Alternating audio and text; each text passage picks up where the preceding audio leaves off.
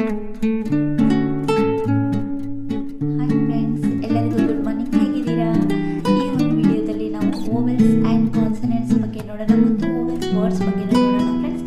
ಬನ್ನಿ, time waste ಮಾಡದೆ ಈ ವಿಡಿಯೋ ನೋಡೋಣ. ಈ ವಿಡಿಯೋ ನೋಡಿ ಆದಮೇಲೆ ನಿಮ್ಗೆ ಗೊತ್ತಿದೆಯಲ್ಲ friends, like, subscribe, share and ನಿಮ್ಗೆ ಏನಾದರೂ ಡೌಟ್ಸ್ ಇದ್ದರೆ ಕಮೆಂಟ್ ಸೆಕ್ಷನ್ನಲ್ಲಿ ಹೇಳಿ. ಬನ್ನಿ ಫ್ರೆಂಡ್ಸ್, ನೋಡೋಣ video. Consonants. There are 26 letters in English alphabet. While speaking English, give two types of sounds: vowels and consonants. Vowels. There are 5 vowels in English alphabet: A, E, I, O, U. Consonants. The letters that are no vowels are called consonants. P, C, D, E, G, H, J, K, L, M, N, P, Q, R, S, T, V, W, X, Y, Z.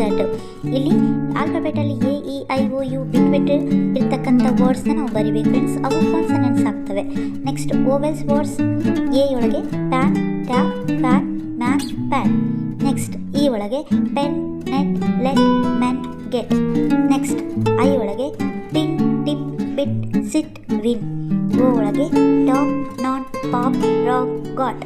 Next U ಒಳಗೆ bun, hug, dub, nut, dub. Okay friends, next ವಿಡಿಯೋದಲ್ಲಿ meet ಆಗೋಣ. Bye ಎಲ್ಲರಿಗೂ.